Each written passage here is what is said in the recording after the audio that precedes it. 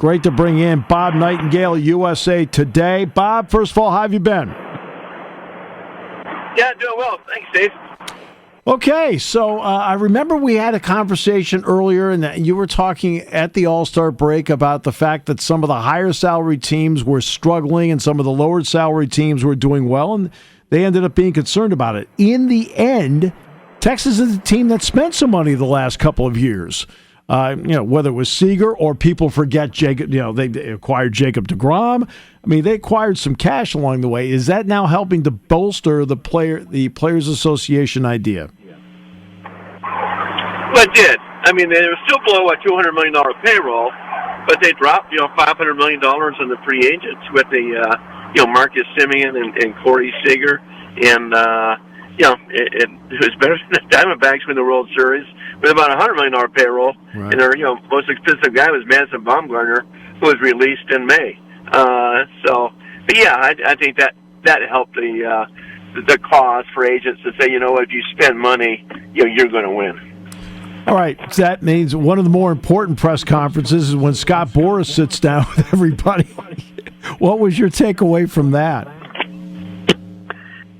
Yeah, I mean, he, obviously campaigning for his guy. He's got about 6 of the top 10 guys. He doesn't have Ohtani, doesn't have Yamamoto.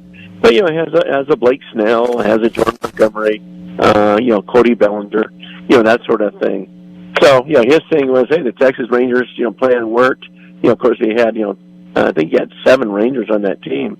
And he liked to have the pitch clock. It was interesting. Pitch clock go up as the innings mounted. So if you pitch 3 innings, all of a sudden you get an extra second on the pitch clock. 2 seconds. When you wasted 6 innings, you get the 20 seconds. He thinks that was a cause of injuries. I don't know. I haven't heard any team or any pitcher say that was a cause. The one thing he's brought up, and it brought up once again, was a neutral site World Series. Now he says just a neutral site for all games. I don't think that would fly. But in the past, he says, how about the first 2 games are a neutral site? That way you can have all the award winners, you can have celebrities show up and things like that.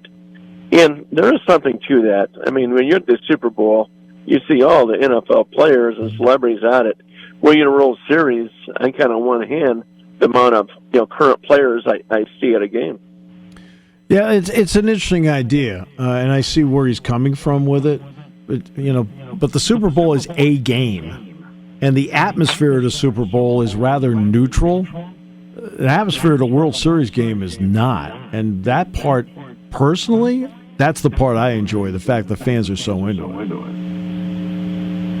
Yeah, no, they get into it, and they more regular fans and the corporate fans like you get at the Super Bowl. I've been a number of Super Bowls as a fan, and the interesting with the World Series now, or even playoffs for that matter, it's just that there's really hardly any home field advantage. Right. Yeah, I mean, you look at a team like a Houston Astros. once again lost all 4 at home, won all 3 on the road.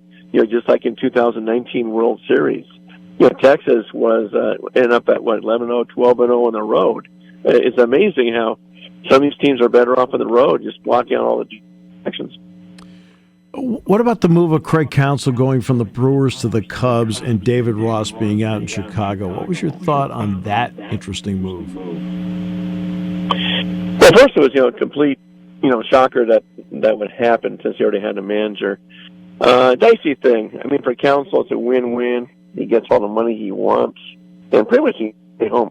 Live at home. I mean, it's only 90 miles away, right. So I'm sure he'll get a condo in Wrigleyville or Chicago, but be home a lot. The one thing it does, and a lot of the managers are upset with this. He took someone's job. There were 5 job openings. You didn't have to take someone else's job, so that's going to cause a rift. Even the 2 GMs have yet to talk. I can't imagine Counsell and David Ross ever speaking again. No, I can't imagine either. And not only that, a lot of managerial jobs, it seems more and more are going to younger people. The Angels didn't do that. Ron Washington is 71 years old. He's been to the World Series twice as a manager. What was your thought on the Angels turning to him? I was thrilled by that. I know Perry Manasian had talked about that, and I said, man, I'd love to see you guys do it. there's a couple off the field things that hurt Wash, and as far as not getting a job back. But the funny thing was, so the GM meetings are in Phoenix, and so went out to dinner with a few people one night, and they were trying to keep it secret. And there's one in Washington, Perry Manasian, standing outside waiting for their table. And I've known both of them forever, particularly Wash. And I said, Perry, if you'll hire this man, I'll buy you guys dinner right now. He goes, I'm trying. So I owe Perry Manasian dinner. Obviously, people will have issues along the way, and Ron's have been talked about. What is it about the quality of the man that in the end brings such confidence from the players and those who are around him? Yeah, just a baseball lifer. I mean, here he's at 71. You go to those Atlanta games. I mean, he's in the dugout at 1 o'clock, 1:30, working with the infielders. Every single infielder took infield practice with him.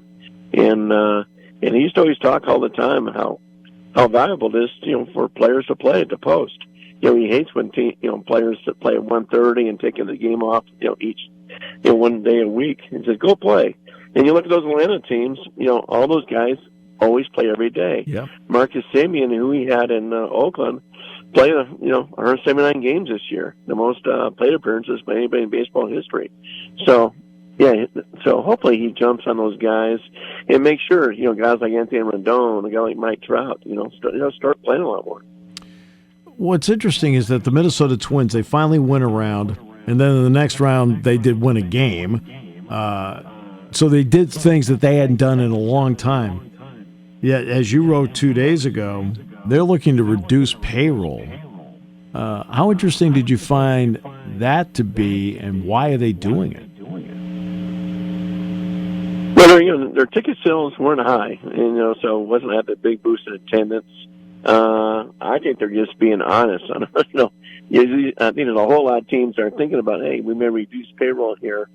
And the one thing, in their situation is they don't have a TV contract. Yeah, they lost, the Valley Sports. Now it's about $60-70 million a year. It's gone away. I mean, they'll recoup some, and they'll be doing their games. But that's a big financial hit. And there could be like 10 or 11 teams that don't have a TV contract, for next year, including San Diego. San Diego is dropping theirs down by $50 million. So I think it's going to be a little bit more widespread than we think. So I wanted to bring that up. The regional sports networks were thought to be, years ago, the savior financially for franchises. And then suddenly this comes up. How taken aback are the teams by how the regional sports network part is played out? And what are some of the adjustments you're starting to see now because of it? Well, yeah, I mean, there's a lot of nervousness. I mean, now you got to go back and sell all the ads yourself for TV. How's it going to be distributed? Baseball's going to help, but they're not guaranteeing 80% like they did a year ago. They're not guaranteeing anything. So no, it's more of a shaky environment, and we've been people have talked about this in history for years. Just people don't want the cable TV. They don't want to pay for the thing. They just want to pay for individual channels they watch. So that's a real concern. And teams like the Yankees, the Red Sox, the Dodgers, may not like bandits with their moves because it's their own network and they got to jumpstart before everybody else. So here's a Dodger. Their contract was, I think, it was $8.3 billion over 25 years. Yep. And nobody in the division is even close that kind of money. Everybody around here, of course, always wants to know about the Phillies. What do you think the Phillies might be leaning toward in this offseason to then bolster themselves so they can not only get back to a World Series like they were a year ago, but this time win it?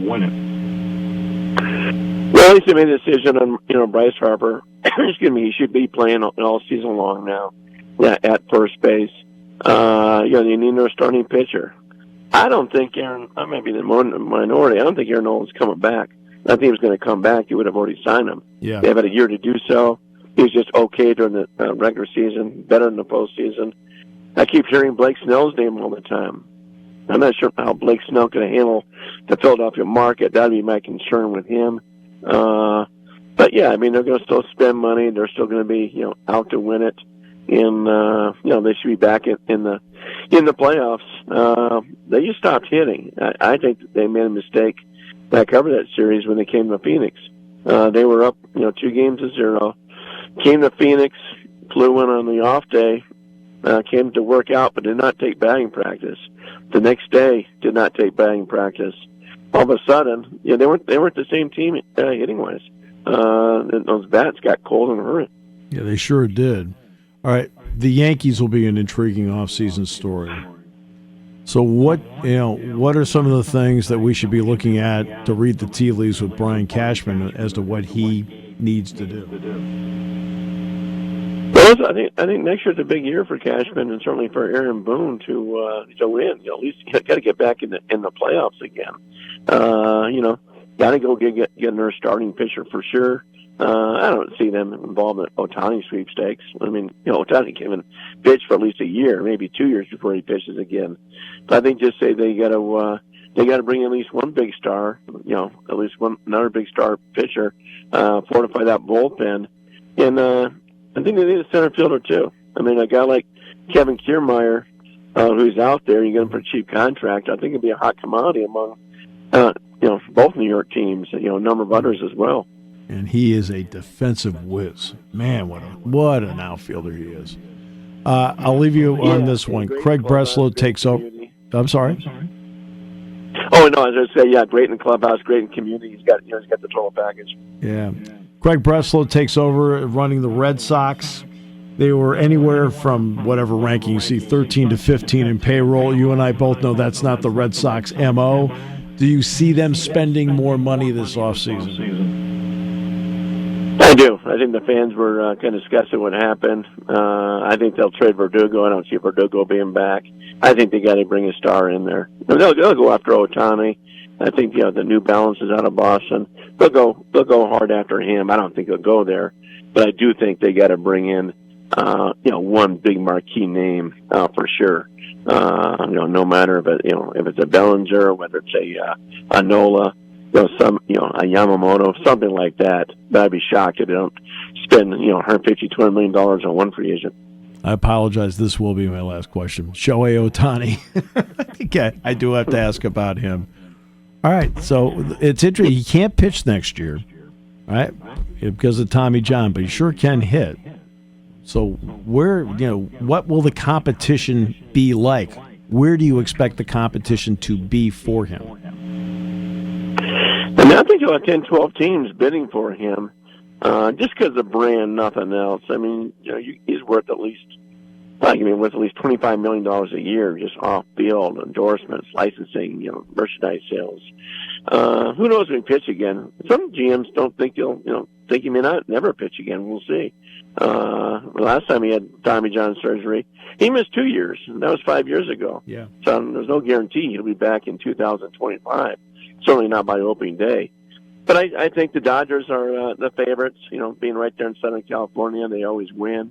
I think the Angels are still right there. I think if the Angels thought they had no chance, they would have traded him. But they believe there's a chance. And I think San Francisco may offer the most money. They really need help at the ticket window. Just, ever since the pandemic, downtown is going to become a ghost town there. All the office buildings are shut down. Or a lot of the office buildings are shut down. And Seattle will be involved. San Diego will be involved. A lot of people think the Cubs are the dark horse. I can't see him pitching that weather. Texas, to me, would make sense if he goes outside California.